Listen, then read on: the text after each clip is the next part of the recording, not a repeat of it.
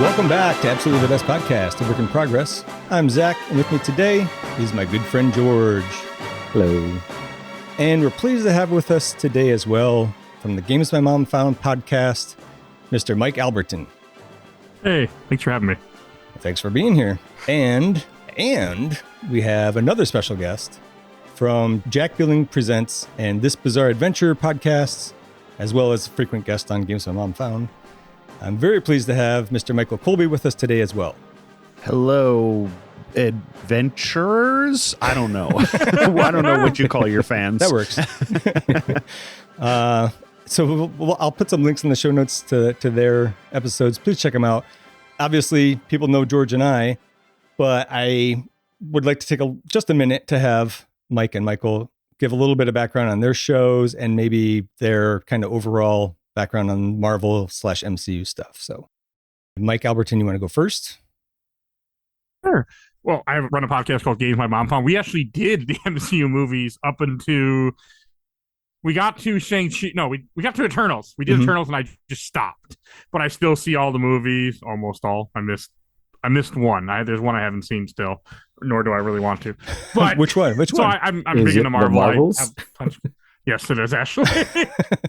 I love Captain Marvel, by the way. That movie was great. I really enjoyed Miss Marvel. I just have zero interest in watching Marvels at this point. I'm like, I'll get to it. I'm not going to push you to watch it. We got to record that one next, actually. We're doing that one in a week. Yeah, I'm not really looking forward to recording that one. Yeah. And actually, it can't be worse than Quantumania. No, it's not. Fair. It's not. So far, nothing is worse than Quantumania. It's funny. Love and Thunder. It's funny you brought up that you used to do it, because as soon as I started this podcast, I posted like one episode in another Discord channel, another Discord server, and Bill Tucker from A Gamer Looks at 40, he was like, "Oh yeah, we do that on another show." And I was like, "Shit, somebody's already doing this." But you've been very kind about the whole thing and very welcoming, having me on your show quite a bit, and I really appreciate that. So I don't know how I just couldn't do it anymore. I just stopped. Yeah. But what do you do now? We do video game, movies, comics, all sorts of content. You're on a whole bunch of the episodes too lately, off and on. Both of you are. 18 hours ago. Yeah, won't be out for later till this month. But yes. So yeah, I just do all sorts of content, whatever I'm interested in doing at that day, and people are willing to do with me. And I think the thing I really encourage people to check out the show. The thing I want to underscore here is that if you don't like one episode that you pick at random, there's different guests on all the time. It's a different show every time. So it's a really great show to check out. Just pick one at random, and if that one's not for you, pick a different one. There's enough of them. Yeah, would you have 400 something?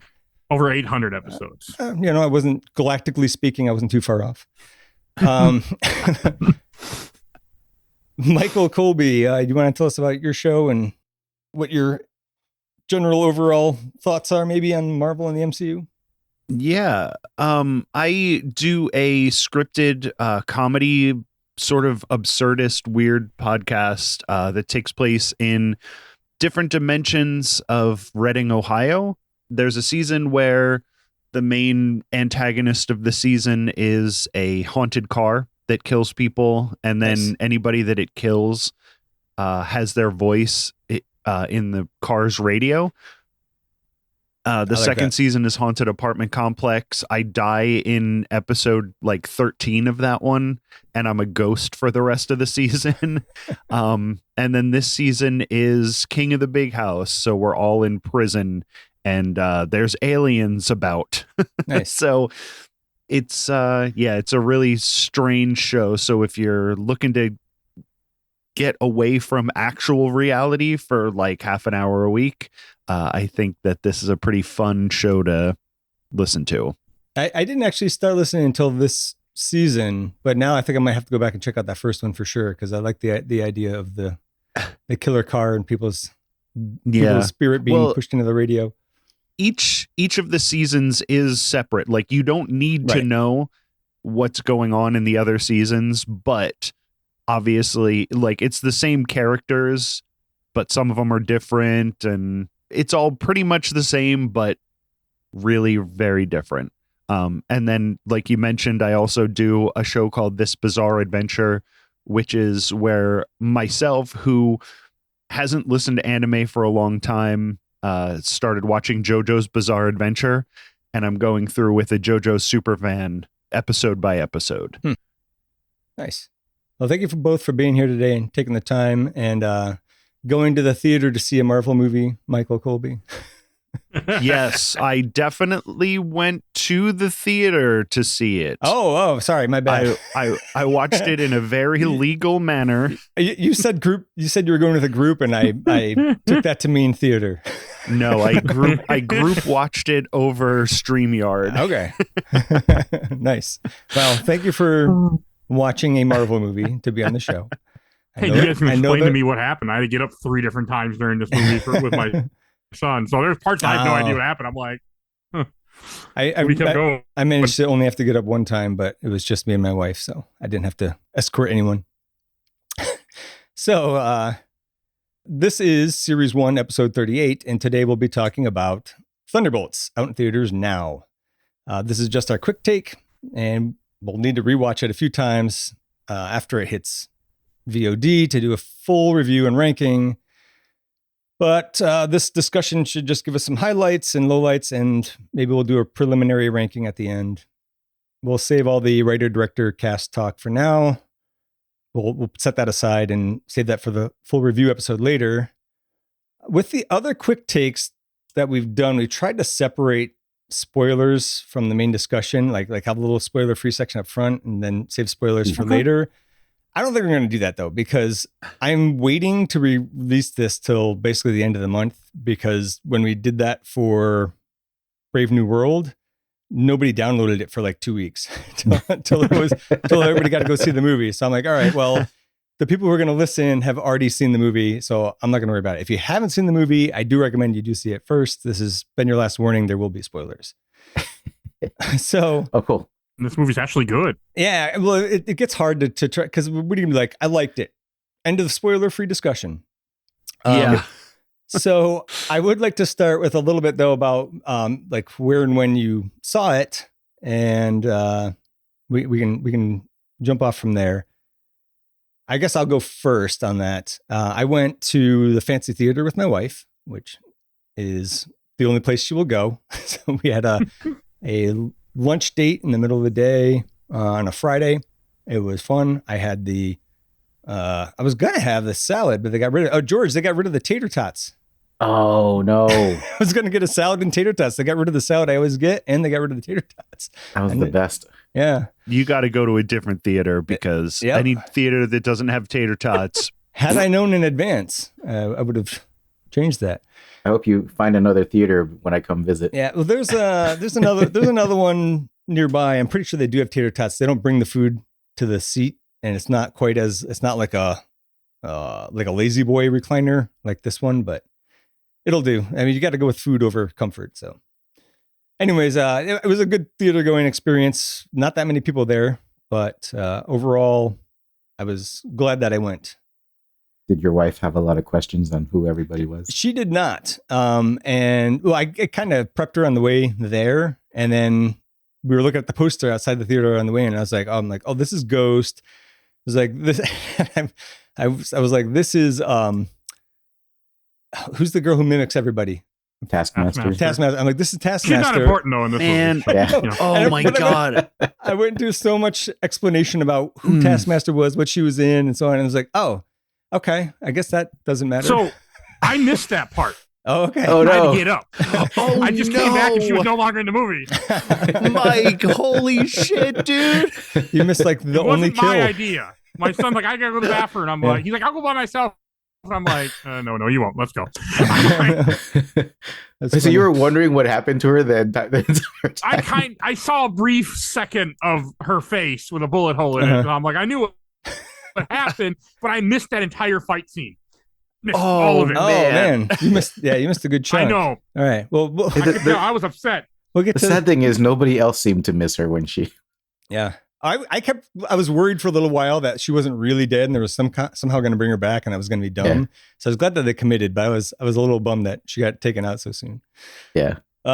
But Mike, how about Michael Colby? Do you want to talk about your movie watching experience? Yeah, I wanted to give, okay, your audience isn't going to know this probably, but I am a vocal anti-Marvel movie guy. Like, I think the Marvel movies, and I am aware, and that is specifically why I asked you to be on the show, because I would like to have a counterpoint. Yeah. So I'm like, I've been a space comics guy since I was a little kid. Like, I like Silver Surfer comics, I like Green Lantern, I like stuff like that. And the movies never get into that stuff. And when they do, they're, let's say, poorly directed. Like Captain Marvel, I think there was a good movie in there, but I think the direction by like these weird art movie people brought it down, because it didn't feel as big as I wanted it to. And then they really messed up the Infinity Saga, like the Infinity Gauntlet thing. And Endgame, the second Infinity War movie, was so boring that I stopped watching Marvel movies afterwards. This is the first one I've seen since Endgame. I want to interject again real quick. Actually, I want to point out that most of the time I agree with things that Michael Colby says. Like, we are in lockstep like 90% of the time, and when we don't agree, complete opposite. Yeah, it's weird. There's no middle ground when you guys disagree. So anyway, sorry, continue. But yeah, I was like, you know what? I wanted to, because I do listen to your podcast. I like, I've seen stuff on Blue Sky. Like, I've seen you guys, your clips and stuff. And I'm like, I like this show. I was like, I don't want to go on here and be a negative Nelly. So I'm going to give myself the best chance to like this movie. And my best chance to watch the movie was to not go to the movie theater. Right. To watch it with my friends who I knew, we could sort of talk through it. I don't know these characters from these movies. I know them. I know most of them from the comics, but like I had somebody going, oh, this is, US agent, blah, blah, blah, blah, blah. This is what happened with him. And this is Ghost. And I was like, this lady's helmet looks like Taskmaster. Oh yeah, that is Taskmaster. Okay, I don't know her from the movies. I know her from the comics. Yeah, so we had our little StreamYard group watching the movie, talking to each other, having a fun time. And I don't know if it was the situation, but I really liked this movie. I was worried that you would. I was like, because James Gunn is like the only person who can write a superhero movie that I like. So the last superhero movie I liked was The Suicide Squad. And this felt like a worse version of that, but like not that much worse. That's like surprisingly not that much worse. So I'm glad that you brought that up, actually, because this did long time ago kind of start as a James Gunn thing. He's the one who brought the idea to Marvel.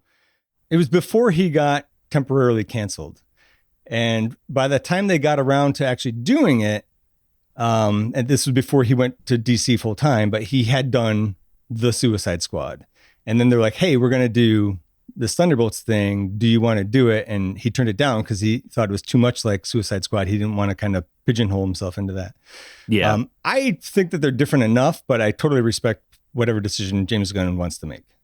Yeah, I agree. But I mean, I have some problems with it. But, of course. Of course. But for the most part, it did something that Marvel movies haven't done. It had some grime. It had some dirt. It was dirty. It had actual danger. And it had like Taskmaster's death was like so surprising that I was like, oh, they're actually doing something in this movie. This is not, because one of the things that drives me crazy about the Marvel movies is how sterile they are. It's always like, oh, there's this big thing coming towards this building. Oh, I'm going to scan the building real quick to make sure that there's nobody alive in there. Oh, Yeah. no life found. Who cares if the building gets destroyed? And that drives me crazy because that's not what would happen with this kind of stuff. But when we get to it at the end, there's some real danger to some real people. There's some real danger to our protagonists. And the reason that I thought Endgame was so boring was because we had like an action scene and then we stopped the movie for 20 minutes to go to Hawkeye's boring ass farm. And I'm like, I don't need this. And this movie has those boring story parts, but they're spread out more. They're doled out, and then there's action and there's comedy and there's other stuff happening during the boring story parts. And I was like, this is a real movie. This isn't a Marvel movie. This is a action movie. And I really appreciated that. Wow. This doesn't feel as cookie cutter as a lot of them have. Oh yeah, for sure. Well, before I saw it, I had already asked both of you guys to be on. And then after I saw it, I was like, uh-oh, Michael Colby might like this movie. And you were right. Yeah, which is fine. I mean, hey, it's a surprise to me, and I love that. Yeah. Because they did something different for a change. Yeah. And this one felt more like an idea, not just made by a committee. Which Brave New World, I know you guys talked about. I did not listen to what you guys said, but like I was so bored during that movie. It was a bit of a disappointment, and they got all the surprises out of the way in the trailers, so that could have been so much better. That's basically the gist of what we said about it too. I mean, at least in this one, they tricked us. Look at Taskmaster's going to be in this movie. Can't you wait? Oh, yep, she's dead. So yeah.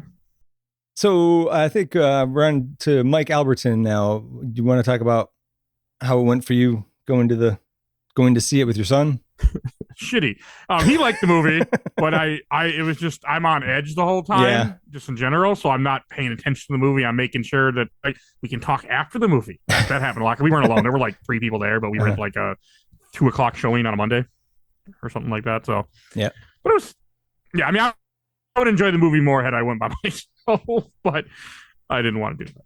So the movie experience wasn't great. Yeah. Well, the movie was fun. I didn't fall asleep. And I had the last 2 movies I saw. That's a check in the plus column. Yeah. What about you, George? I saw it Monday night at like 9 p.m. Skip putting the kids to sleep so I could check it out before like they'll put themselves to my sleep. week got too busy. Yeah. Yeah, I think I was the only one in the theater for the longest time. Oh, that's right. You sent me a picture. Yeah. There was actually a few people filtered in, and by the time the movie started, I was worried that I was going to have to pee really bad because I had finished my icy, my Slurpee, before it even started. It's just so unpredictable how many trailers are there now. I can't make it through a 2-hour movie without having to pee once. It's just not possible. Like the joys of aging. Yeah, if it was an hour 30, I could probably do it. But like, I was like, there's an hour left to this. I better go now. Yeah. You guys, a few guys have mentioned the Taskmaster, and I really wish I hadn't paid any attention to any of the posters or any of the trailers, because I noticed early on that she wasn't in very many of the scenes, and I was like, she's probably gonna die, isn't she? So when she died, I really wasn't that surprised. I was surprised by how brutal it was, because it was just like a ghost just showed up and just bang. So that's what I missed. Okay. Yep. Yeah. And that's why I get so upset when you post send me all these things or post on our Discord about like all these spoilers. I'm like, stop! I don't want to know. I very purposefully for about 6 weeks beforehand just stopped looking at anything to do with Thunderbolts. I didn't want anything spoiled. I did find out after the fact that they had actually inserted Taskmaster into one of the trailers, or maybe it was just like a scene or something like that, like where she's not really in it. She's been dead a long time ago. Yeah. They did that a couple of times. When they released a trailer later, close to the movie, she was out of it, and people saw that, and I'm like, oh, I don't want to see it, and I just clicked away and didn't read. Yeah, nice. It's like what they did for Multiverse of Madness, where you could see what looked like three enemies coming towards one Spider-Man, but you knew that there were going to be two Spider-Mans actually just erased in the trailer. Yeah.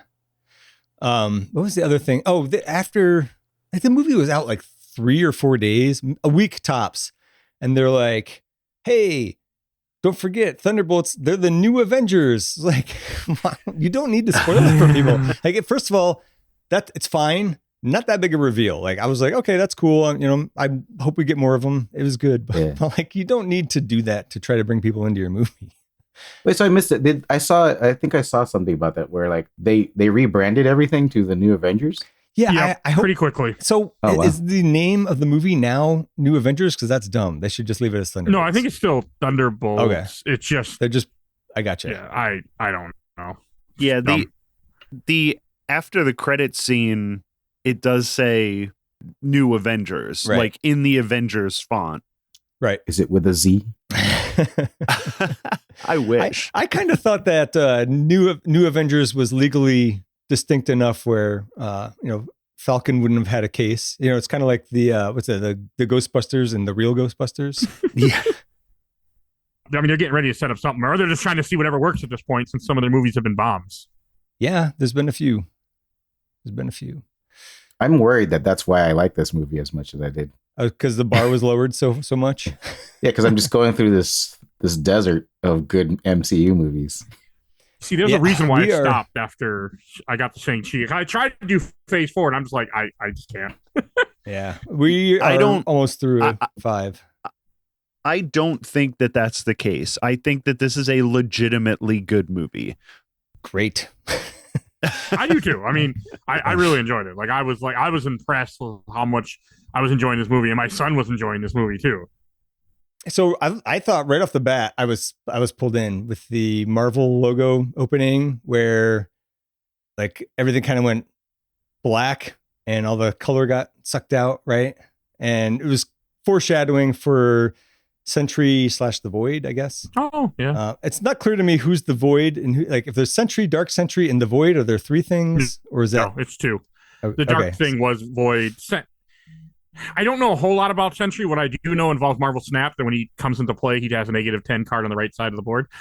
But the Void, from my understanding, is something that's like inside his head, that they're the same character. Okay.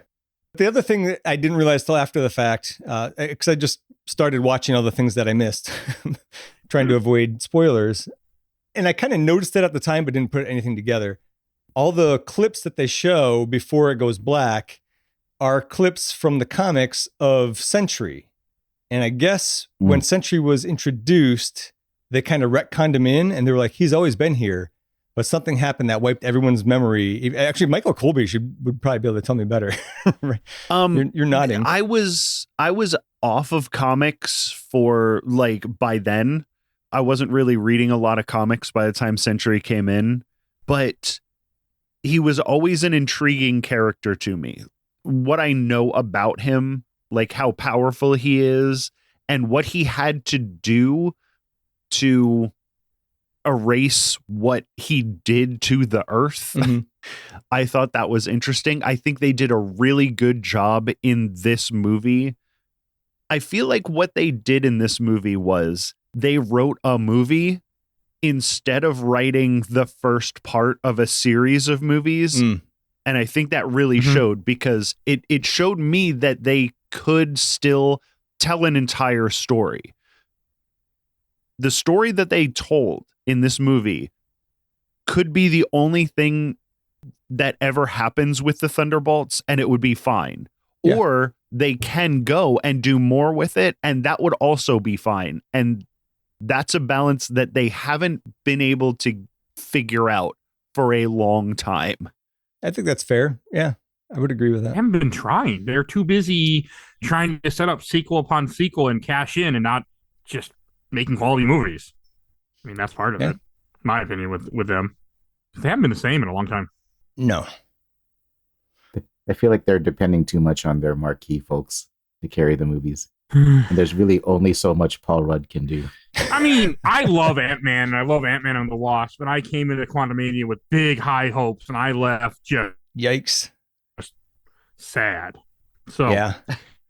Very sad. Let's see. I don't know. We could just start talking about whatever you want about the movie. Let's get into the characters. Yeah. Ooh, Go ahead. Go for it. Real quick, I just want to say my one issue with Thunderbolts is there's nowhere near what the comic would done, and the thing that bothers me that they could have done because in the damn MCU is they don't use Baron Zemo at all, and he's part of Thunderbolts. He created Thunderbolts. Oh, that's right. Yeah, they introduce him in a show that doesn't matter, but they just act like, oh, we don't know who that character is. We've never seen him before. That's how I feel about what they did with Adam Warlock. Oh, yeah, George they introduced Adam Warlock, and then it's like, where's Adam Warlock? Yeah, they sat on him for a while. Yeah, that was annoying. Because I like I said, I'm a space guy, so Adam Warlock being the main part of the Infinity Gauntlet series, and they introduced him before they started doing the Infinity Gauntlet stuff, and then they just didn't use him, and I was like, this sucks. So wait, you haven't seen Guardians of the Galaxy Volume 3 then, right? No. Okay. No, I haven't seen 3. I'm going to go ahead and say, I'm going to say don't, because George was disappointed with what they did with Adam Warlock in that. Oh yeah, you might not like. I like that movie. Galaxy 3. I love it. It's great. It's a great movie, but I never read a comic in my life, and so I have no expectations as to what the characters are supposed to be like. So a lot of the times, things that like the hardcore comic book nerds, no offense, when they get mad because it's like, that's not how it was in the comics, I'm like, I don't know, like I thought it was fine. So I think that's part of the reason why I do like so many Marvel movies, because I don't have that history. I'm to your point, Michael, like I was also halfway expecting and hoping that Red Hulk was going to be in this, just because he's also in the comic books, or not that I don't think him specifically, but there was a Hulk in the original version of the Thunderbolts in the comic books. But there was also Iron Patriot was in there, but I think they went straight with assassins and spies for this version of the Thunderbolts, and it worked fine. Well, and I think they had to limit the number of characters, and I think that's probably why Taskmaster gets bumped off so early. Yeah. Before we get into the characters and stuff, I just wanted to say, I think another reason that this movie really works is because it starts strong. It starts with her like parachuting off the building, and then there's a hallway fight. Yep. Man, they really learned from that Daredevil show that people love hallway fights, and that was a good one. Yeah. Well, that, and like I liked the use of the lighting there with the long shadows, which again is pun intended, foreshadowing. Yeah. Yeah. So that was cool. I really liked that because she was not even trying. Yeah. Because her voiceover over the whole thing was. I love Florence Pugh so much. Same. And she kills it as Yelena Belova. My first thought, this was my first time seeing this character and maybe this person in my life. Oh yeah. And my first thought was, now this looks like a superhero. There are some people who just look like superheroes, and she has like that strong jawline. She's got like the real real sharp brows.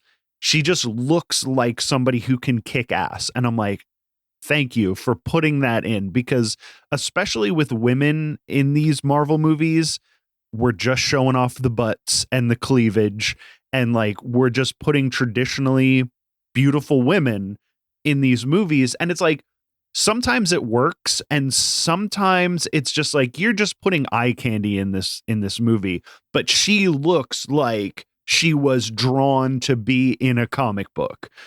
And I was like, that's really cool. This is one of those examples where you and I are in perfect lockstep, because you said, you're like, yeah, usually they put traditionally beautiful women in. In my notes, I said, she is so unconventionally beautiful. Yes. And I could just look at her, and I'm going to stop there because it's going to get too creepy. And the last thing I need is another restraining order. Yeah. I'm not saying that in like a creepy way or like saying, oh, these female superheroes. It's just that they just put movie stars in these movies instead of like somebody who looks like a superhero. And all of these people in this movie, the guy who plays U.S. Agent. Oh yeah. It's Kurt Russell's kid. Wyatt Russell and Melanie Griffith's son. No, Goldie Hawn. Goldie Hawn. I get those two mixed up. I've gotten them mixed up every time I said something. They're basically but anyway, no offense also to either gorgeous, also looks like a superhero. Yeah. This is the best he's looked, actually. That character was established in Falcon and the Winter Soldier. And I think part of the problem was his helmet in that made his ears stick way out and he looked really goofy. Ooh. So I feel like they fixed that. Yeah. But I really, really liked him in this. And I don't think you're supposed to like him in Falcon and the Winter Soldier. Oh, man. I mean, to be fair, they're trying to forget that show even happened. Remember when Agent 13 was a bad guy? Hey, when have we seen her again? That bothered me. Like, why did Sharon Carter flip like that? Well, you were going to find it out in the next Captain America movie, you know, the one that just came out where she had nothing to do with it. Yeah, this movie where she had nothing to do with it. That's right. Man, that's a bummer. I forgot. I'm still upset about that. Speaking of John Walker, I like that whole exchange with the Sentry going, or I guess Bob at the time going, "You were Captain America?" And he's like, "Yeah, why?" And he's like, "Because you're an asshole." that cracked me up. Yeah, not wrong. But speaking of Bob, this is something that I had a lot of trouble with. As soon as he showed up on screen, I was like, "Who is that guy?" He looks so familiar, and I could not think of who it was, and it was taking me out of the movie so much. Finally, at the end, I looked it up, and it's Bill Pullman's. Another Nepo baby. Yeah, it's Bill Pullman's kid. I'm going to say Liam. That's not it. It's Lewis Pullman. Lewis Pullman. No, Lewis. But I was like, oh yes, he totally makes Bill Pullman faces. He doesn't look exactly like him, but all of his mannerisms or stuff are very much Bill Pullman. He has a very weird bottom half of his face. Yes. Yeah, it was distracting me. Yeah, his mouth is like real wide and like up really high. And like for some reason I was like, this guy doesn't look like a real person. Which might be mean, but I liked him though. What I was thinking whenever I saw him. Yeah. No, he was great as the character, and like I think they did the suit right. I like it when they make the suits look like the comic book suits, unlike the 2000s X-Men movies when they just put everybody in black leather. Yeah. I like it when they do the actual comic book suits. Do I even want to ask you how you felt about Ryan Reynolds' Green Lantern suit? I didn't hate the Green Lantern movie as much as I probably should have. It looked terrible, obviously. Like the CGI was off the hook. And I think if he wouldn't have played Hal Jordan, people would have liked the movie better. Like if he was Kyle Rayner, people would have been like, oh, okay, that makes sense. But since he was Hal and people have an insane love for Hal, don't get me started on Hal Jordan. He's the most boring character in the world. I like Hal Jordan. He's the Leonardo of like superheroes. You like Leonardo too, don't you? Oh God. Donatello's my favorite. Your favorite X-Man is probably Cyclops too, isn't he? No, it's actually not that one. Oh wait, he's one of my favorite X-Men. Nightcrawler. Nightcrawler's a good choice. My favorite Avenger is Hawkeye in the comics. That's insane. But we're not.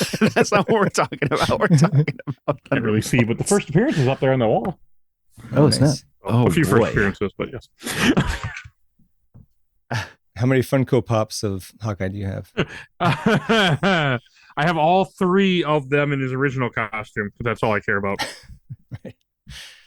Let's see. What are the other characters? I liked Ghost. I feel like of the characters, she was probably used the least, or maybe just had the least amount of lines. But I was glad to see her come back because she was. I was not a huge fan of the second Ant-Man movie, and I thought that she was a better part of that. So I was glad to see her come back in this.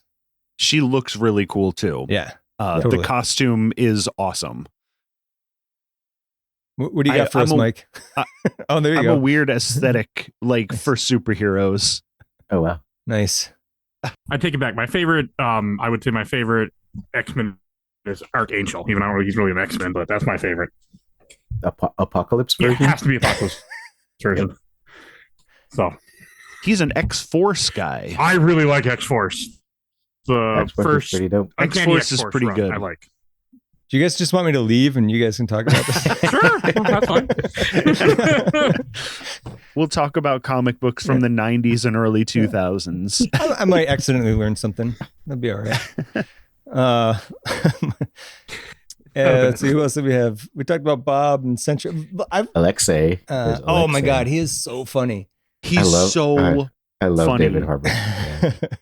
That guy, when he's in something, he does it all the way. Yep. And he did this character like he's just doing a Borat voice, but like it works because of how over the top the character is. But I was expecting him at some point to just go, "My wife." It practically does, yeah. I think go ahead, George. But I was gonna say, yeah, I love him in everything he does, and it makes me a little bit sad that if Hellboy had just a better script, that movie might have been a little bit. I might have liked that movie a little bit more. I was just thinking the best example of the character was when Yelena and Ghost and U.S. Agent and Bob all get out. They finally get out and they're like walking through the desert, and then Alexei drives up and gets out of the car. He's like yelling for her to not, like, don't go in there. Yeah. She's gonna kill you. That was a perfect bit of comedy from him. I do have, from this point in the movie, I have two notes. I have they built an incinerator to kill these characters, and they put the power source inside. What were they thinking? Like, why would they do that? I didn't catch that. That was one of my like Marvel movie things. It was like they put a problem in there that they could solve that doesn't make any sense in reality, but I thought though the movie.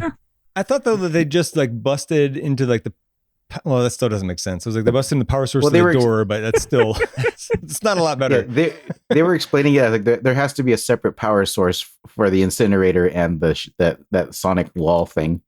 Oh, and that's what it was. They that's right. Okay. Yeah. And then they deduced, for some reason, that the power source was inside.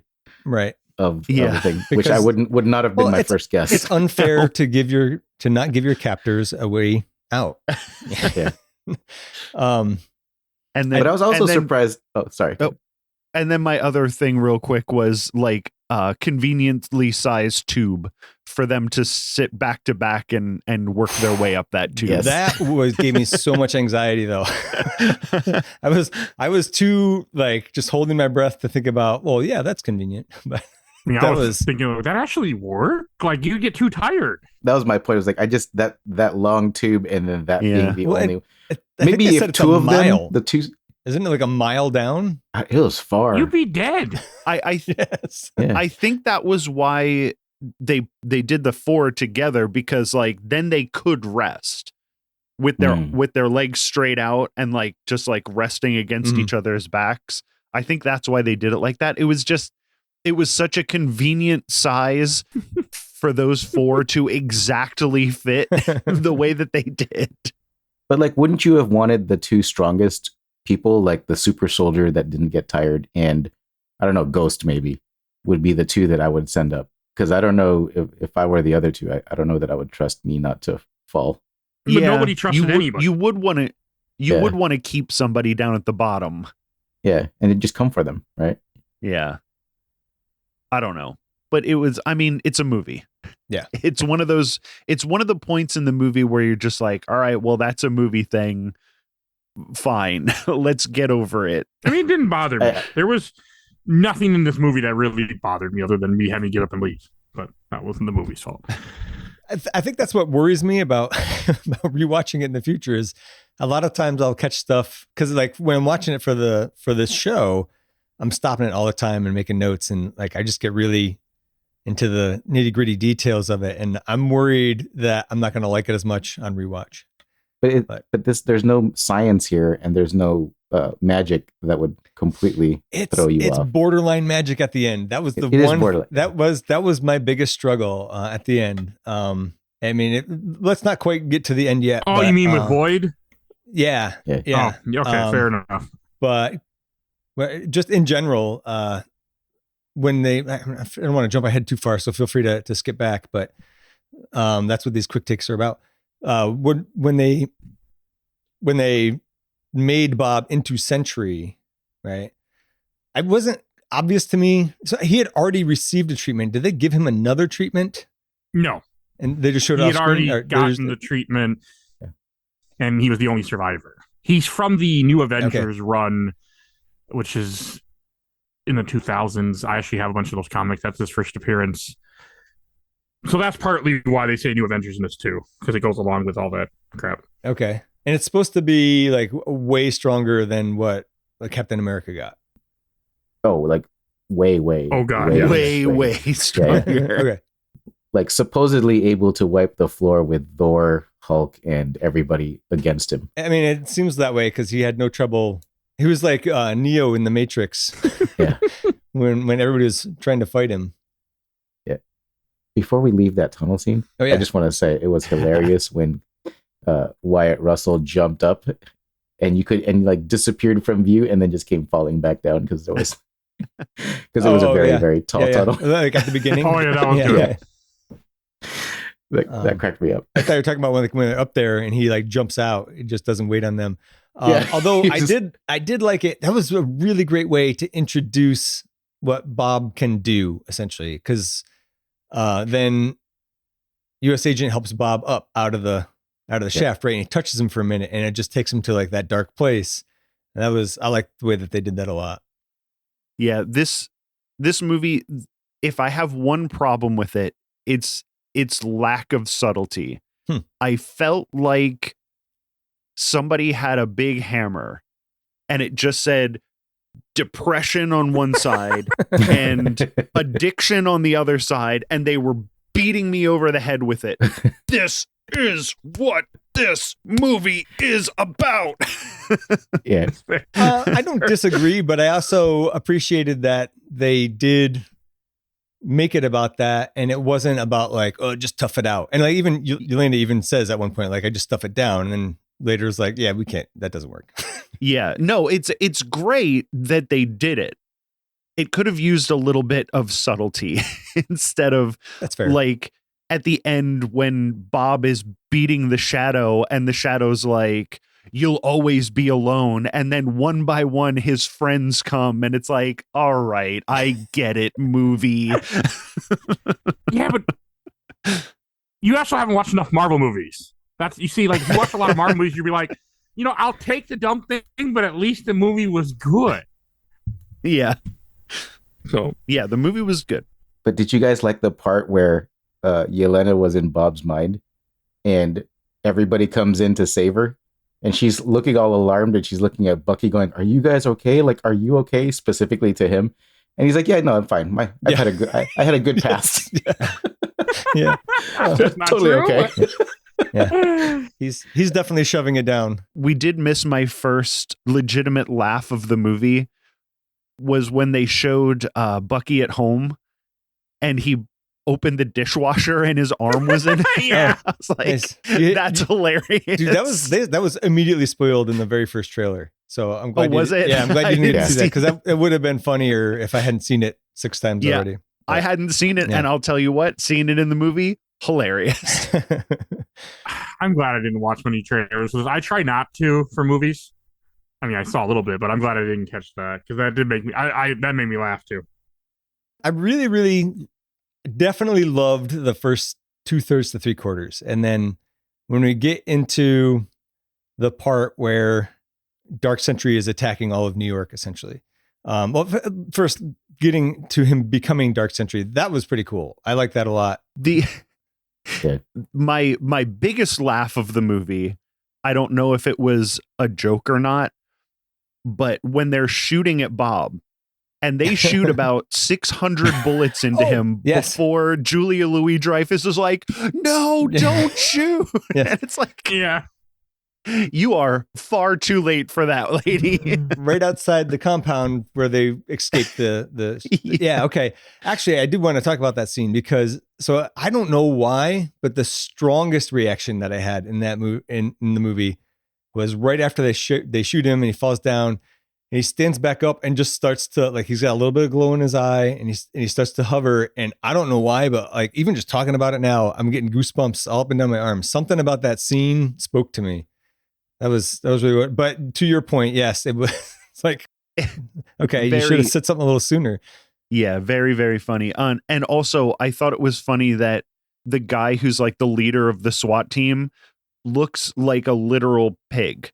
Like they got a guy who just looks like a pig to be the like leader of the cops. And I thought that was hilarious. That guy's in The Wire.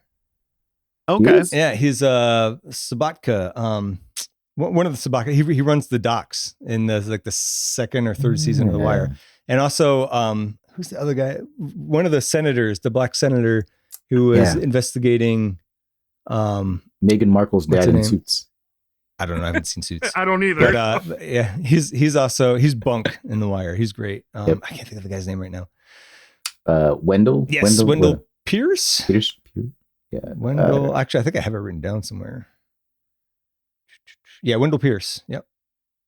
Yeah, Holt was the strike team leader. That character, that guy is played by Chris Bauer, and he was Frank Sabatka on The Wire. But while we are on a side tangent with bit parts, I was looking at some of the cast, and Google lists Harrison Ford, Daniel Bruhl, Rachel Weisz, and Lawrence Fishburne. So I wonder if they were in scenes that were cut. The Daniel Bruhl thing makes sense because that's Zemo, right? Yes. Yeah. I noticed a guy and I said, wow, that guy looks like Lawrence Fishburne. Oh, really? But I don't remember when it was. That would be Goliath because he plays Goliath in the series. Right. I didn't stay for the after credit scene. I forgot. I wanted to ask you guys about that. And I forgot to Google it before we talked because the credits came. My son's like, we're leaving. I'm like, yes, we are. Let's go. I really thought both the after credit scenes were great. The first one is just, did you see the mid credits one, or did you just no? Left as soon right as away? The credits started, we were out the door. That's the other issue. The mid credits one is Red Guardian, like dressed in regular clothes, and he's at the grocery store, and I don't know if he was hitting on this woman or just like trying to impress her. I think he just wanted to. He wanted the attention, right? He wanted her to get the Wheaties because his team. He wanted her to recognize him. So they're on the new Avengers are on the Wheaties box, and he's just kind of like, hey, he's like, these are really good for you. And so, he has a big mustache, and it's great. Yeah, I thought that was just really funny. And then the end credit scene it was pretty long actually, but it's like the new Avengers. They're in the Avengers Tower, and they're just they're talking about how Falcon is going to sue them over the Avengers trademark. Oh, so that's why you guys are making that comment earlier. Yeah. Thank you. Then there's something on the radar or whatever, and then they see the Fantastic Four spaceship off in the distance. So, which has me even more psyched for that movie. I hope my expectations aren't too high. I really hope it's good. I just hope that movie does well. The preview played before, and it looks good. I like Pedro Pascal quite a bit. So yeah, it can't be any worse than that last Fantastic Four. I hope. I don't think it's possible to be worse. That's pretty bad. I think it's possible, but I don't think it will. I think the Fantastic Four is a lame comic book. Yeah. I think they're a lame comic book team. And I think the fact that they can make anything watchable at all out of the Fantastic Four is amazing. And I am looking forward to, like I said, I'm a Silver Surfer guy. Yeah. So, everybody complaining about, oh, this Silver Surfer is a lady. They have had comics where Shala Bal becomes the Silver Surfer. She's like, it was Nornrad and her, and Galactus, I think, chose him, or he volunteers. He volunteers, but it's to save her. But there are other realities in which she did the same thing to save him. But it's always the same. So, as someone who actually knows the Silver Surfer, let me tell you that these guys complaining about the Silver Surfer being a woman are not only wrong, but they're idiots and they don't know the comics. That's usually how it goes. To be fair to people complaining, you're idiots in the first place. That's how it goes. Like when the Zelda game came out, Echoes of Wisdom, someone's like, man, I like Zelda, but it went woke. And I'm like, you're a fucking dumbass. Like, that's all. It's called Zelda. It's called The Legend of Zelda. But also, like, it's there in the title. Woke if you're going to use the dumb word woke, at least have it be political. Don't be like, oh, you play as a woman. Oh, like, come on, freaking idiots. That reminds me of like the people criticizing the new X-Men cartoon and calling it Marvel going woke. I mean, Why was it that? was political, but it's also dumb as hell. But also, X-Men's always been political. Did you not Yeah. see It's it when it always first, been, yeah. like, it's about racism and Yeah. civil rights. Like, Yeah. it isn't Nothing's new. better than when people take Rage Against the Machine to task for becoming political. Yeah. the That's stupidest, still my favorite. the my favorite the one. stupidest people in the world get mad because like stuff that they didn't realize before was political. They're like, oh, this is political now. It's like, no, it's always been political. You're just too stupid to have known before. And now you're just too stupid to like realize that they've always been right. What did you think we were raging against? Yeah.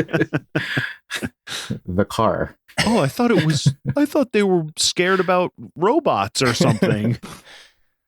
So we're on the road in the limo. Are we at that part of the movie yet? Sure, yeah. Oh. I mean, we're kind of just jumping around. That's how this goes. Whatever you liked Okay. about it or didn't like, let's talk about it. There was something about the way that the limo scene was shot when Red Guardian is driving everybody in the limo. They're like they're coming, you have to like step on it, and he steps on it, and then he's going like 56 miles an hour. Yeah. And then she lights the Molotov and she throws it. And the way that they filmed that scene was so cool because the Molotov's just sitting there in the middle of the screen, and then the limo goes past, and then it blows up the truck, and then Bucky comes from behind, and But he's then the truck immediately, like the flames go out like 2 seconds later and it didn't work at Yeah. all. yeah, but it still looked so cool. No, and yeah. then Bucky comes and he's like flipping cars, and then he like gets the cable attached to the one, and he just hits the ground and it makes the car flip. I was like, dude, that was a great action sequence. Totally. But I really liked two things I really liked about that. One was the return of his little explodey disc Yes. things that he had in the Winter Soldier. And then when he does he just like grabs that cable and like wraps it around his arm a few times and punches it into the ground. Because I think the first time I saw the trailer, it looked like, because they show part of that in the trailer, it looks like he just stands there and holds it. I was like, well, it's gonna yank him. Yeah, I But then, thought he like, was going to be like road surfing. He was gonna Indiana Jones it. Yeah, But then he punches his vibranium arm into the ground. I was like, okay, that makes a lot more sense. I like that. Yeah. That was awesome. That was probably one of the better entrances ever of like a superhero. It's been a while since a really cool entrance like that. Yeah. And I love that, like, they were like, yay, it's Bucky. And then the next scene, he has them all tied up and just basically his prisoner. Yeah, he flips their limo too. 2 car flips in like 5 seconds. Yep. It was a good scene. It was nice to see him again here. I think that's why I also cracked up when the Sentry fight happened, because he had a hold my beer moment when he was pulling his jacket off. Oh yeah. Speaking of the Sentry fight, he bends the U.S. agent's shield, like tacos it, whatever. And Yeah. he still got it like that. Like even it's still like that in the end credits Yes. thing, right? Yes. Yeah, it's really good that he's still using it. Wasn't he going to ask him to bend it back? Yeah. So I do want to talk about get back to talking about Dark Sentry, the design there. So, well, I can never think of her name. Val? Val, thank you. She's got the kill switch built into his brain. I don't know exactly what this kill switch is. You know what? Better to not over explain Have it. you and seen have it Suicide sound Squad? dumb. Yeah. I think it's that. So okay. So anyways, she doesn't hit. I guess her assistant hits the kill switch for her. And then it looks like he's dead, but then like he just slowly turns all black. And then, he's like Vanta Black. And I thought that was really cool. Like a little bit, you see a little bit of iris. That was really cool. The little bit of gleam in his eyes is so effective. Oh, totally. So do you think I could pull that off as a Halloween costume, or does that count as blackface? Ooh. I think it's Void Face. I'm not going to try. I'm not going to risk it. Yeah, I wouldn't try it. I don't need another controversy. I did enjoy that there were 3 bearded superheroes in this movie. 3. We got Alexei, and Bucky and Bucky's agent. Yeah. Yep. All good beards. And Hey, beards I see kind of like the ones that we bearded have. Superheroes right now. Yeah, like you've got the U.S. agent, George has the Bucky, and I have the Alexei. It's not quite as big. I trimmed it a couple weeks ago, but Well, it looks very neat. Yeah, it's too neat. So I guess that makes Mike Sentry. I think you could do a U.S. agent cosplay pretty easily. Probably, yeah. Just need to get a helmet that sticks my ears out. This one's a lot better. I was a little bummed they never called him U.S. agent in any shape or form. That, again, it's a little thing, but it bugged me. They didn't, did they? Yeah, they just call him. I also like the U.S. agents. The U.S. agent's costume is also pretty cool looking in the comic. It was good in this one.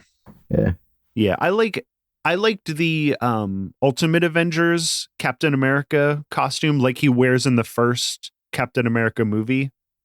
That's sort of like the U.S. agent thing with like the folded over front part with the buttons. And is that the costume that you're talking about? So I was talking about the all black version with the red, but it has like the old style, like almost a World War II looking uniform. Yep. Yeah, really cool.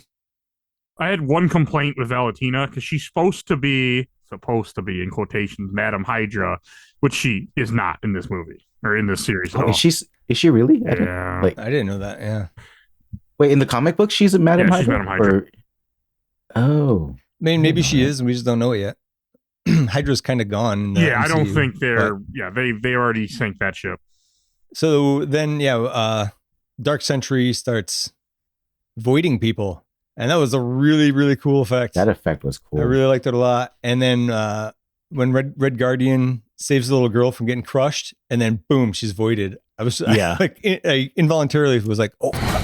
That was one of my notes was that they killed this little girl.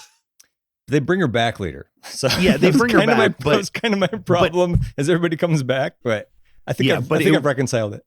It was shocking when it happened. Totally. I was like, wow. Yeah. I wonder what she saw in his head. Yeah, probably nothing good. Maybe she saw a loop where she kept getting killed over and over again. I feel like I was just talking about this. Weird, huh? Yeah. I am curious though, because when Red Guardian saved her, I was like, that is a huge block, like a huge wall that he just kind of took on his back and snapped in half. So I'm kind of curious, like powers, strength wise, like what's the order of, I guess, strength of all the super soldiers? Have you heard of Superman in Marvel? Well, yeah, no, I mean of the super soldier serum, because everybody there's variants of it, right? Sentry is not. Are you talking about Sentry or John Walker? Oh, John Walker. What do you call it? Red Guardian. Oh, Red Guardian. Sorry, I thought you were talking about Sentry. Yeah. He's Superman, essentially. Yeah. Is Red Guardian? He's like Red Guardian, the Superman level strong? No, Sentry is. Oh, Sentry. Okay, yeah, gotcha. Does he have the same super serum, the super soldier stuff? No, he's Captain America level. He has a version of it. So does Winter Soldier. So does U.S. Agent. They all have a different version of it, but none were as good as the one that. God, I forgot Sentry his name. got. Captain America. Steve Rogers. Yeah.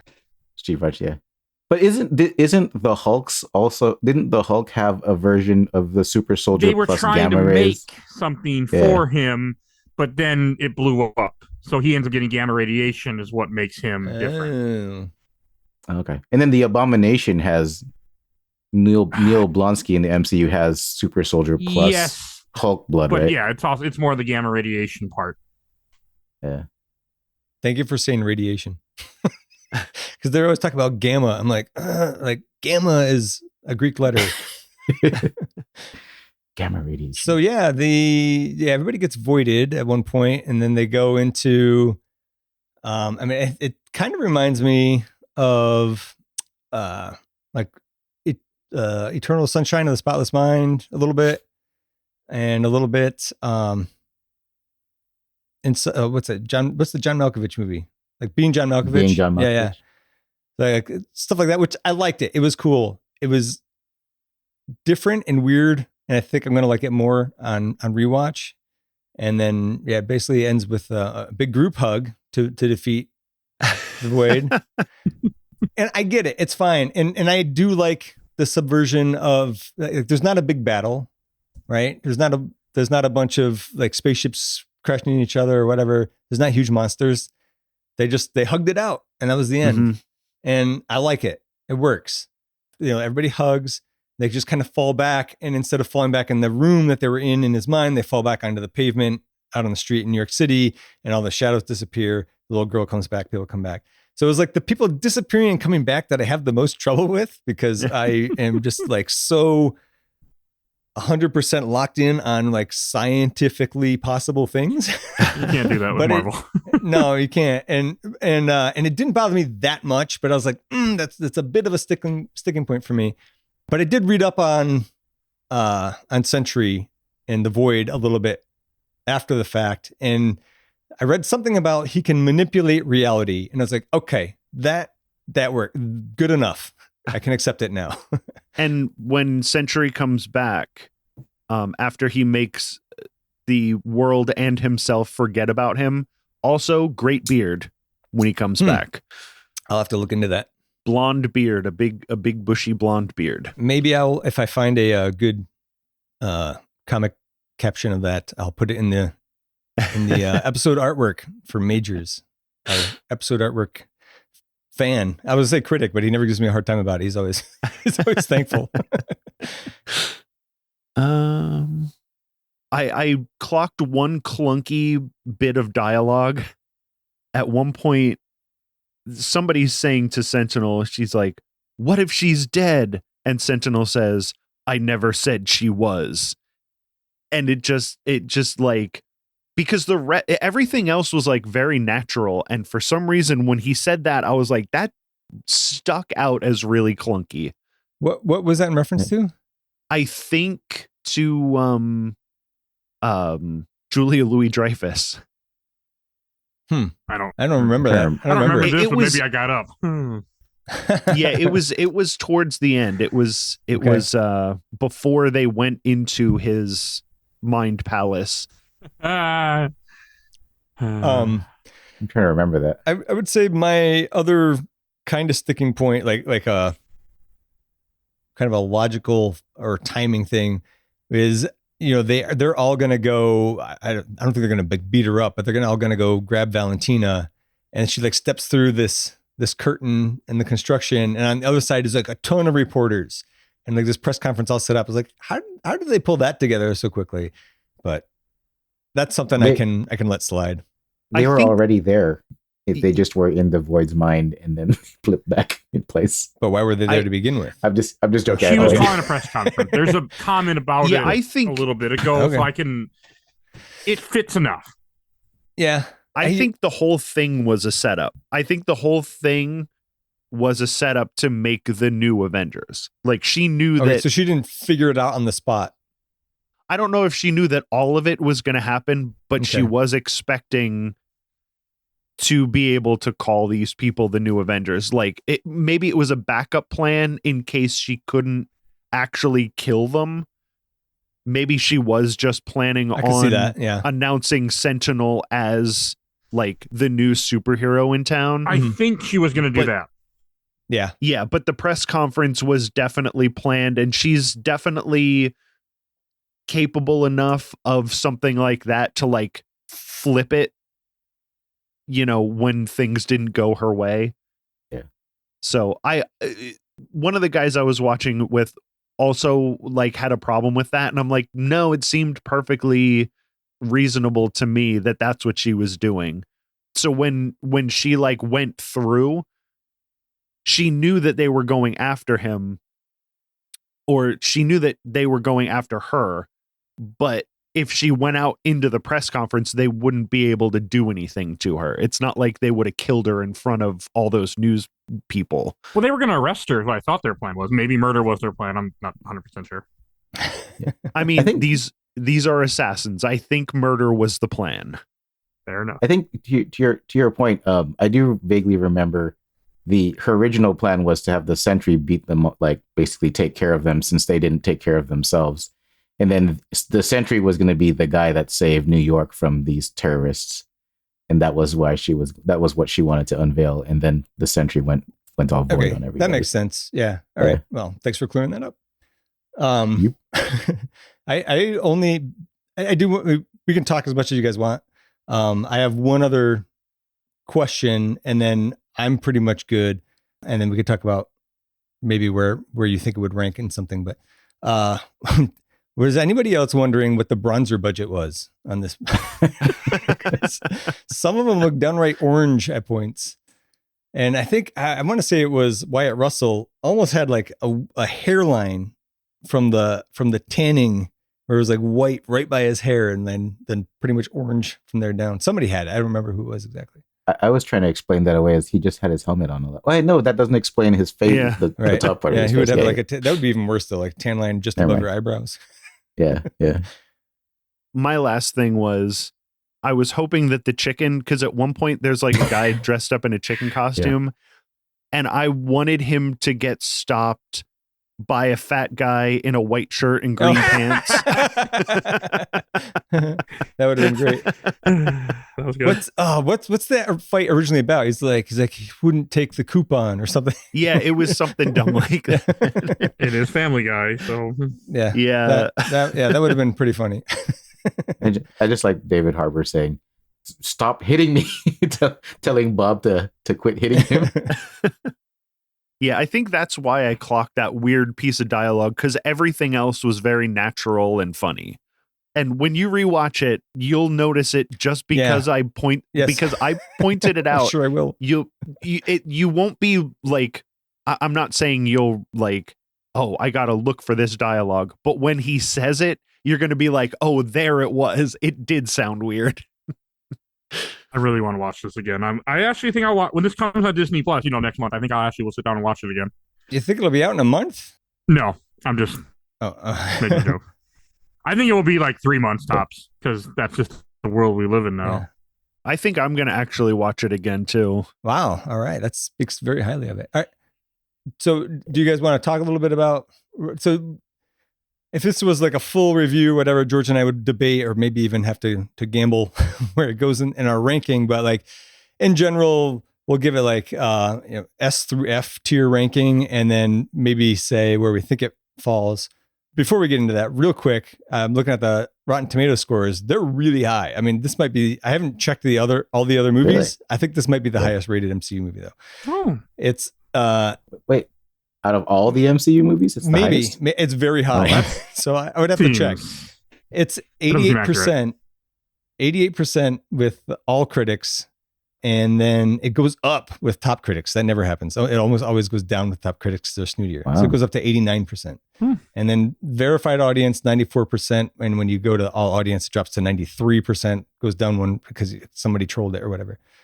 So that's really, really high. It's up there. It's one of the top couple, I think. I'm not sure if like Endgame or Infinity War did better. I think actually, I feel like there's some other one that was a surprise to me as to why it was so highly ranked, but it slips my mind right now.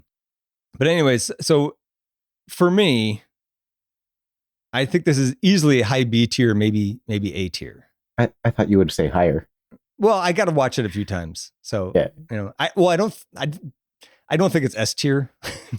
But who knows? If I watch it 3 more times, maybe I'll change my mind. I wanted to put Thor: Love and Thunder as S tier. What?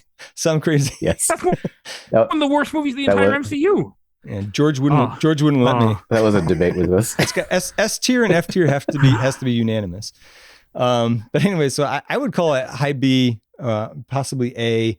So I'm thinking that, above Guardians of the Galaxy 3. I'm trying to figure out where I put the list right now. I don't have it in front of me. But I don't know if you guys want to throw out a rating or a tier number. Have at it. Tier letter. I'll say A tier. I don't have a ranking. I ranked everything before when I stopped after phase 3. So I don't have any. Right. I don't do ranking anymore until I ever someday jump back into that. But yeah, just A. Does another MCU movie come to mind that it might be about as good as, or maybe a little bit better than, or something? I like most of them. It's been a while. Most of them are about the same. That's fine. I like most of them up until about phase 4. Then they start going. I mean, there's a reason why I stopped. So I will say this. I definitely think it's the best movie since at least Thor: Love and Thunder, and potentially since Endgame, for me. Wow, better than Shang-Chi then. I think so. I think possibly. So that's what I was saying. Like, high B would put it around like Black Panther, Shang-Chi, Captain America: The First Avenger. I don't know if I could say it's better than Captain America: The First Avenger, but then I wouldn't be able to say that it's A tier. So I don't know. It's going to take a few. It's going to take a few watches to figure this one out. As a movie, I would put this in like a B plus, A minus. Okay. I think as a movie, it's an entertaining movie. I really liked it. It was well paced. One of the guys I was watching it with was telling me, he's like, "Oh, I watched it at what's that place where they give you the food near at like a regular table?" Oh, yeah, I know what you're talking about. Yeah. Like Alamo. Yeah, like Alamo. an Alamo. He said that they come by with a last call for food thing 45 minutes before the movie's over. And he's like, when they came by with the last call thing, he was like, I was not expecting it to be this early, because the movie really is well paced and it doesn't feel like you're an hour and 15 minutes into it at that point. Yeah. I think this is a really good movie. I think it was very entertaining. I'll definitely watch it again.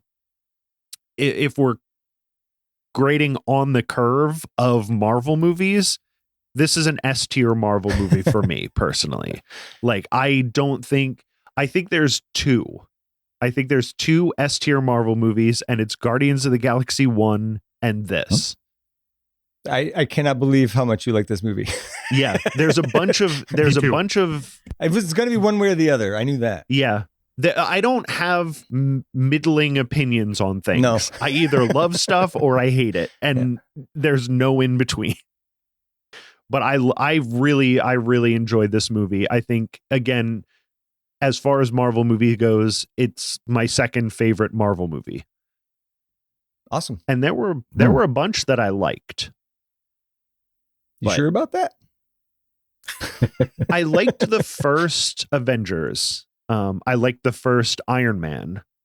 I really love both of the Guardians movies that I saw. Mm-hmm. I didn't see the third one yet. And how can you like both? Number 2 is awful. It's not awful, but I don't like it as much as the first one. It's got the some, second one has Kurt Russell in it, which automatically bumps it up to 2 places. I like anything with Kurt Russell in it. I do most of the time. I despise that movie, but that's a whole nother conversation. What about Winter Soldier? That seems like it would be like a sweet spot for you.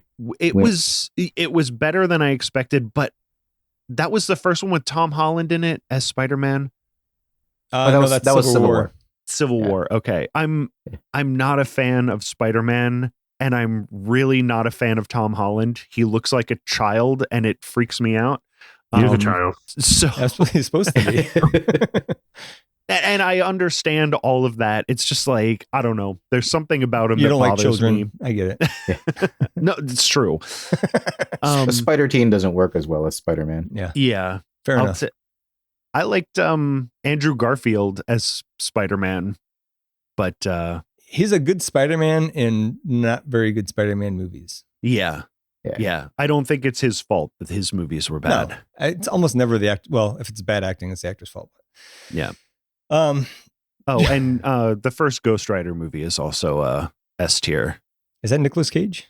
Yeah. I haven't seen it. I'll have to check it out. Yeah, don't give me any shit about it. That is a legitimately I know what I'm amazing in for. Movie. I have a rough idea of what I'm in for. I just have never seen it. First one's okay. The second one is complete, utter garbage, from what I remember. The first one is amazing. You don't like the flaming horse keeping up with a flaming motorcycle? Don't remember that is in the first one. Either of them that well.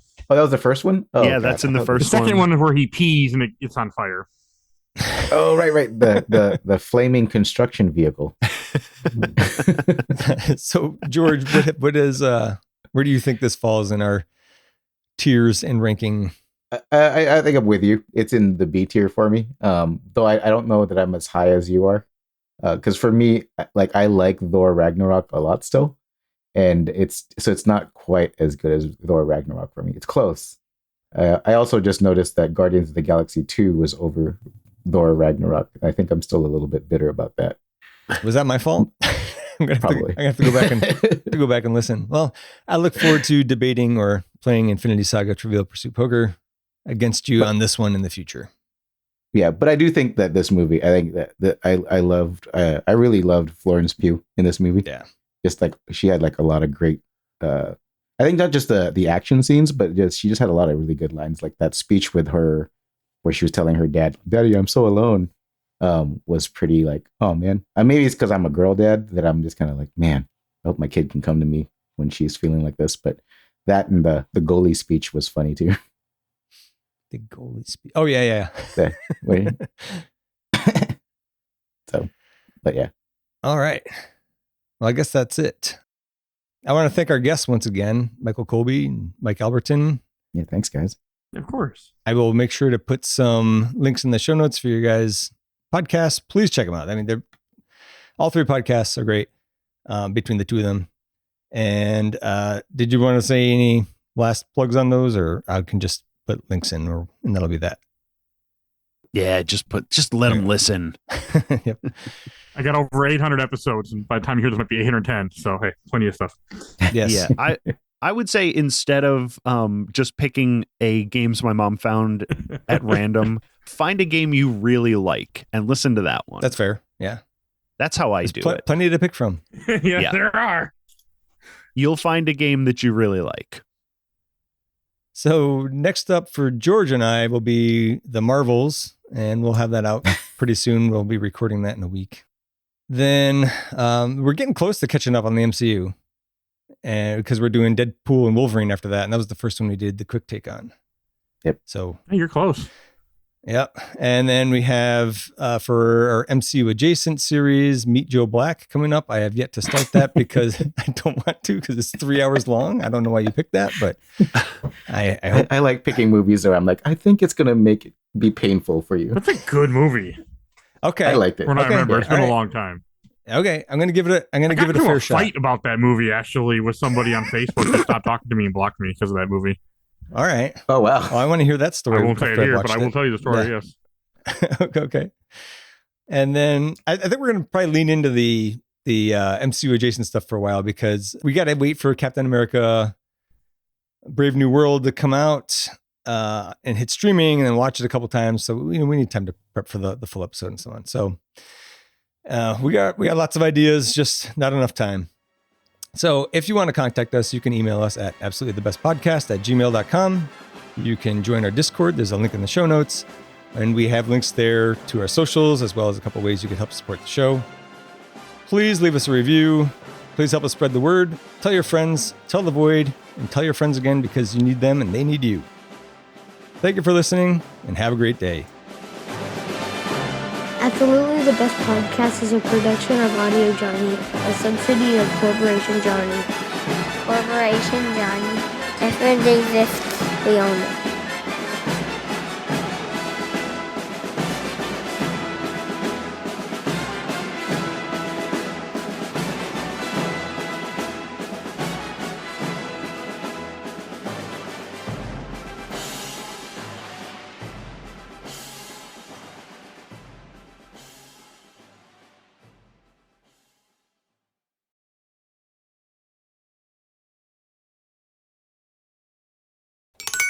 That's it. I'll stop. Thank you, guys. That was awesome. Yeah, that was fun. All right, I have I appreciate to it. run. But I Yeah. can You guys, get you the file when I get back. Just let me know if you need it. Yeah, I will actually send you guys a link to like a Google Drive or something. You can drop it in if that helps. Okay. Yeah. Otherwise, you won't Right, get it. yeah. So that Yeah. helps. Okay, I'll do that. George and I are going to do a little. Just still good to keep going, George? Yeah. Okay. Yeah, George and I will do a little bit on The Last of Us, and then I'll send you a link to the folder. Okay. I won't be home for a while, so I won't get it to you. That's fine. Tonight, That's fine. I won't get till tomorrow anyway. So. Oh, not like me.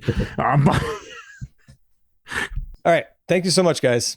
Oh, you're welcome. And George, you're want to be guys. on Games My Mom Found. Feel free to join our Discord. I'm always having people on. So. All right, I will. If that doesn't mind me stealing other people. No, I don't mind at all. I was actually going to suggest that at some point. I've only done 14 episodes or so, though. I've been doing a lot of Marvel Rivals lately, actually. I think it's probably more than 14. I was like, at one point, I was like, how many have I been on? It was around 14. So, and I've done I don't keep track of anybody. Yeah, I don't either. But I was like, I keep my local files. I keep a copy of my local files. I was like, I've got a lot of these. Hey, Colby's got a lot too. Yeah, Colby, we got some coming up here soon too, later this month. So. I'm playing 3 rhythm games for one episode, all the Parappa games. Oh, okay. That's interesting. It sounds like I'm the only one that didn't get a. It sounds like I'm the only one that didn't get a Nintendo Switch pre-order. Then I didn't. I could care less about the Switch too. I got a Steam Deck. I got a laptop. What else do I need? Oh, I did just get a Switch 2 pre-order because somebody in the Retro Game Club podcast Discord, which is another one I work on, they were like, I got a pre-order through Walmart and now Nintendo's offering me a pre-order. So if anybody wants it, and I was like, hey, if nobody else takes you up on it, I'll take you up on it. And then nobody took them up on it. I was like, yeah, I guess I'll order one.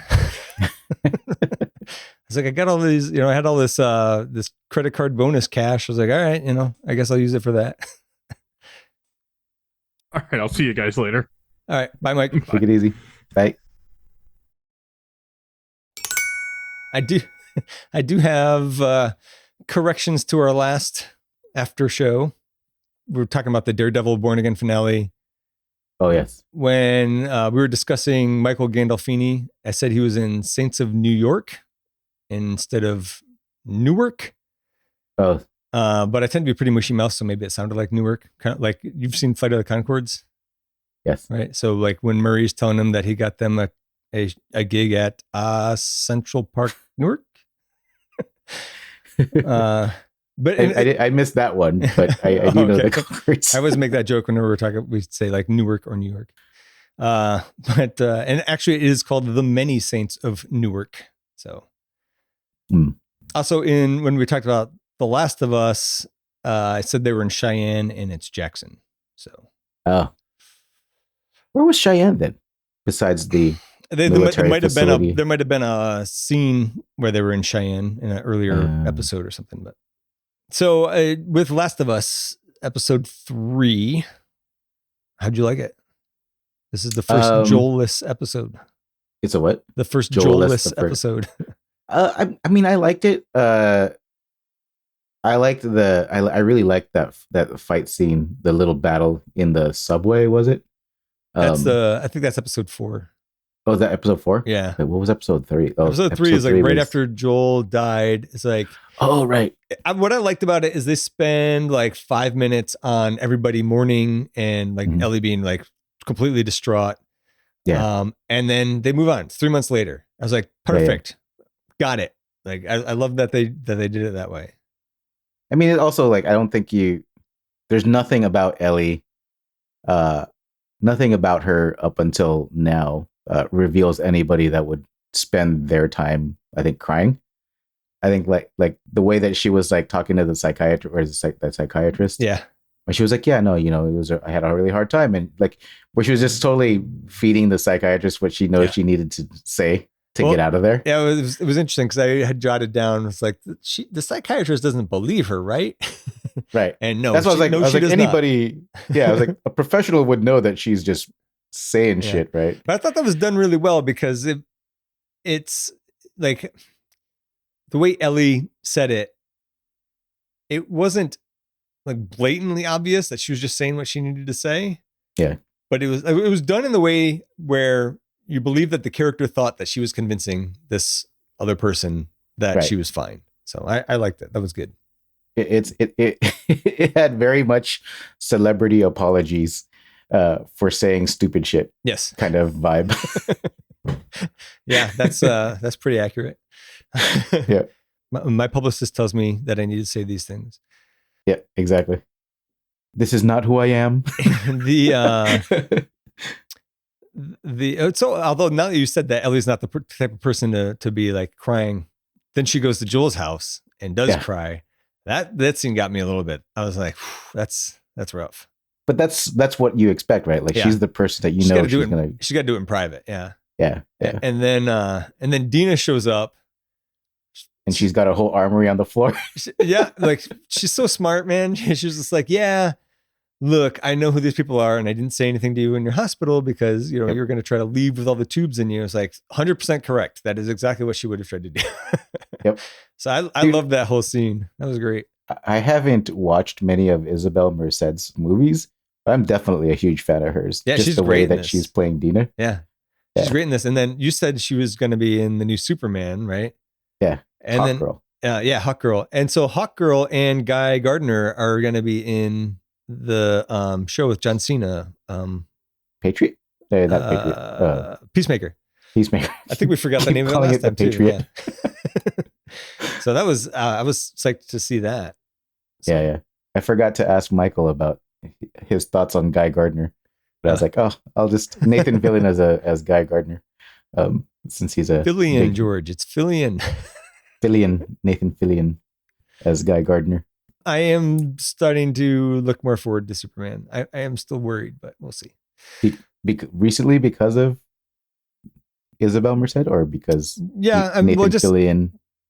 Seeing Nathan Fillion and what's her name, Isabella Merced, in that trailer as their characters in the upcoming movie, I'm like, okay, that's interesting. I can get behind that. So I don't know. I still have concerns, but we'll see. I'm going to go see it. Unless it's like really, really poorly rated and I have no time. I'll still go see it. Yeah. Back to Last of Us. So Ellie, she already seems consumed by vengeance. Mm-hmm. And then they went to Tommy. It's like, there's no way he's going to go along with this. Yeah. But then I thought it was interesting. Well, go ahead. They went to Tommy because they wanted support, because they were like, we want, Joel was a big part of this community. Let's all go and help these guys out. Yeah, I just didn't think that the wolves killed Joel. They didn't kill anybody else. So I kind of thought that the townspeople weren't going to be willing to go after, this group of 4 or 5 people or whatever, just for Joel. But I did like, though, that the guy Seth, who was basically the dick, like the homophobe, essentially, when Dina and Ellie kiss on New Year's Day. Yep. I did like that he stood up and basically called everyone a bunch of wimps. Yep. No, I mean, I swear to God, like, in terms of just being consistently great, this is like a really awesome series. Yeah. Like having watched season 1 all over again, and then going into season 2, it's just like, man, like every episode is just great. Even if it's not stellar, it's still like good. The worst of it is still very, very good. Episode 1 for you. Yeah. But it's still like still very good, Yeah. But I mean, if I got to rank them for just the show, this one's the worst one, quote unquote worst. Yeah. Let's see what else. Oh, they introduced that cult, which I guess we find out later. Well, I guess they're colloquial. I can't use that word. People refer to them as the Scars, but they're called something else. I forget. I have a note on that later, I think. But they show up. I'm like, this is definitely not a cult. They all have the cuts on their face with the shaved heads. It's all super normal stuff. And then so I kind of thought that they all got killed, because then like Dina and Ellie come upon all the dead bodies. But I guess that wasn't their entire, like that was that subsection of their group all got killed. Right. But I thought that was interesting. I was like, oh, I thought something was going to happen with these people, but they all just got killed. Okay. Yeah, I thought that what happened was they all got killed in a fight, and then they called for help, and then the people that came to help arrived there with them all dead. Yeah, and they got their vengeance. So that was another surprise, was when I think that's actually into the next episode. Which let me see. Would I have anything else on this one? They showed up at Ellie and Dina showed up in Seattle, and they see like how big the wolf army is. Yeah. Like they're going to need a lot more bullets. Or TNT. Yeah. Or, set a horde of, infected loose on him, which I guess they kind of did in the next episode. But I thought it was a really good episode. I still miss Joel, but I can move on. Oh, and I did like I guess we can just go into the next episode because I would say they show in the next episode something that I liked. But yeah, the next episode opens with Jeffrey Wright in the back of the Fed. What's it called? Fedra. Yeah, the Fedra truck. So he's the guy who's like the leader of the group that was in that truck. Jeffrey Wright. Yeah. He's the guy who stays on the ship in Interstellar when they all go down to the planet, and he's on the ship for like 20 years or something. Him? Yeah, that's it. Wasn't the guy from Westworld? That's the same dude. Yeah, that's Jeffrey Wright. He wasn't in Interstellar. I gotta look this up. I was like, wrong dude. I'm pretty sure it's the wrong guy. Am I confusing my black people?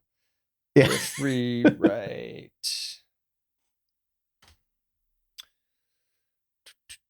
I do love the scene where he just throws a grenade into the armored truck. Yeah, that was really cool. I was like, oh, I didn't see that coming. Let's see. When was Interstellar? Maybe I should look at the Interstellar cast. You know what? I don't think it is Interstellar. I think you're right. And oh no, who is in Interstellar then? It was another guy, except I don't remember what his name was. Let's see. You threw me off when you said Interstellar. I was like, wait, I don't think he was in Interstellar. Let's see. I see a couple of black guys in the cast, but neither one of them looks like the person I'm remembering. I don't know. I'll look into it later. Sorry, person. Anyways, but I do like Jeffrey Wright. Yep. And then, so yeah, it opens up and it's 2018. And I was like, oh, are they trying to work Joel into this one? It's like, nope. It's just Jeffrey Wright gets that one dude who looks like he might be able to come around on his line of thinking, and chucks the grenade in the Fedra truck and blows up the rest of them, which was good. They were dicks. I mean, I like the way they set that up. Like that guy telling like what he thought was a funny story of him just being a complete piece of shit. Yeah. I mean, it still took me for a loop when he unhooked his grenades and then just dropped it in there and closed the door. No, I didn't expect it, but I understood it. Yeah. And then let's see what else. Oh, Ellie and Dina are going through Seattle. I guess they're trying to kind of stake out the Wolf's location, right? And they stop in that music store. What did you think of the musical number in the middle? Oh, I might have missed that completely. Really? I would go back and watch it.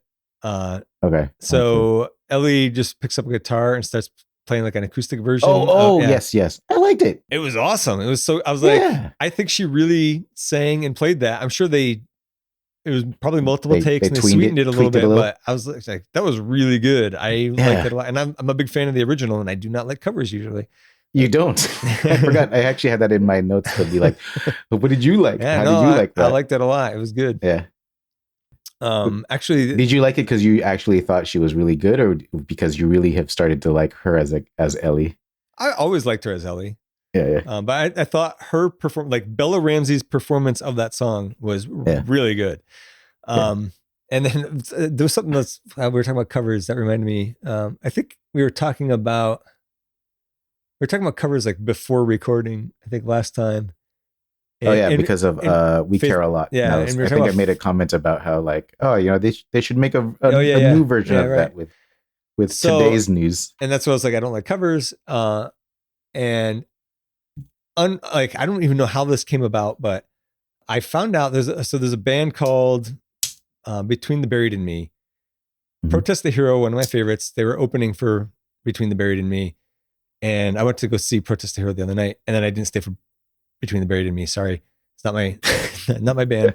But anyways, when I was looking into Between the Buried and Me, they have a cover album, an album of covers, and one of the songs that they cover is a Faith No More song. And I was like, all right, I got to listen to it. It's pretty good. It's pretty good because it's pretty close to the original. It is not as good as the original. It's not, certainly not better.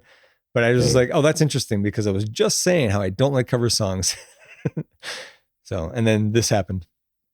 Anyways, side tangent. So like, I do get really, I don't get too mad, but I just don't understand why people hate on Bella Ramsey as much as they do. She's great as Ellie. I don't know why people hate on anything. I mean, I definitely hate on things, but Oh no, I was gonna say I hate on a lot of it's things. mostly, it's mostly like one. this annoys me. It's not like I don't like this particular person. I guess sometimes I just say like I don't like this actor's face. I'll say some really horrible things. Yeah. So I'm part of the problem, but yeah, I don't understand the. I don't even know. But she's a great actress in it. Yeah. No, totally. Yeah. And like I liked her in Game of Thrones when she's the little girl who's ruler of whatever land. I don't remember, but she was pretty badass in that. Yeah. I started watching his Dark Materials, which I guess it's I heard of it's that. on HBO. Yeah. But Daphne Keane is in it. I didn't realize she was Daphne one of the main leads there. But Bella Ramsey shows up in the second season. Oh, also, okay. like in an episode there. Who's Daphne Keane? Huh? Who's Daphne Keane?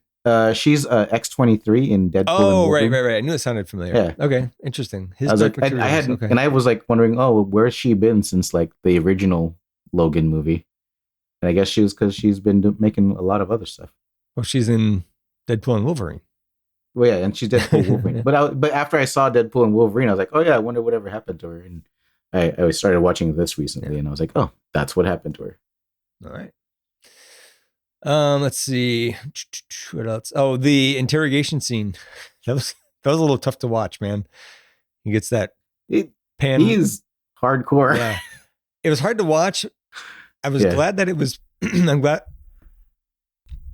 was glad that it was relatively brief. Yeah. But it was also kind of badass where he comes around for the second round of the burnings and the guy just puts his hand out and he's just like, just gonna have to kill him. He just knows it's not gonna work. Yep. I like the way that part of the story was told. And then I didn't expect all the wolves to be dead when Ellie and Dina went in to take them out, I guess. It wasn't the ones that they're looking for, of course. I guess I guess we don't know that, but I'm assuming it's not it. And then we got the chase scene through all the train cars, the subway cars. That was pretty intense. I liked it. It gave me very intense Train to Busan vibes. Yes. Yeah, totally. And but as soon as it started, I was like, Ellie's going to get bit. Ellie's going to get bit again and Dina's going to know about it. So like, it was a little bit, I don't know if it was predictable because they didn't really telegraph it that early. Yeah. But I knew that was going to happen. And I liked the way that was dealt with. I really like that Dina was upset with her for, why did you do that? Like basically like, why did you save me? That was good. See, I didn't actually expect her to get bit. I was like, oh, I was kind of like, I should have expected it, but I totally didn't actually when it did happen. Because I kind of forgot that she had tattooed over that whole area. Oh yeah, that's right. Yeah, that's right. Yeah. I also knew Dina was pregnant as soon as like they were in the drugstore. Yeah. And she's like, wait a minute, I'll be right. Like, she found something. I was like, oh man, she found a birth control test. And then she shows Ellie the test later. Yeah. And I'm like, I don't know if I would trust one 11-year-old test. And then she like pulls out a handful of them. I'm like, all right, yeah. Here's 2. Here's 3. It's probably right. Yeah. And it's it's that one guy, that one guy's kid, right? Her ex-boyfriend. Yeah, I want to say Jason, but I forget the guy's name. Jeremy, something like that. Yeah. But so that's funny. So I don't know if I'm just so progressive, but when they're talking about, she's talking about having the baby and they'll be a family or whatever. I was like, oh, maybe the baby will get Ellie's immunity. And then I was like, oh, it's not Ellie's kid. That's not how this works, Zach. So I don't know if I'm stupid or progressive, but I also thought, like, I obviously have no problem with their relationship. I just thought it made the episode paced weird because it's like 75% intense, like torture, interrogation, chase scene, craziness, and then it just like suddenly turns into not like a sitcom romance thing, but like the set, like how you would describe that in the intro theme for like a sitcom's like, here's this atypical situation we have, right? But I liked it. It was fine. It was just weird for the pacing. It was just kind of like a big shift. Right.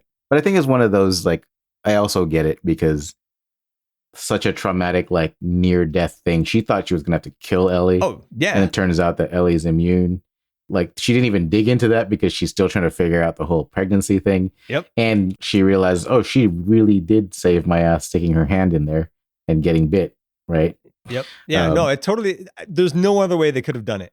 Right. Yeah. That was the right way to do it. And that's why Dina's like, I got to go for it. I realized something. Yep. That's great. And they both went for it. Yeah, they sure did.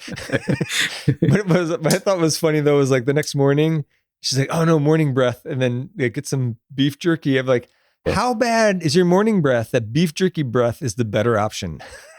Yeah, I was confused. I thought like maybe they were chewing mint until I realized it was beef jerky. Yep. Oh man.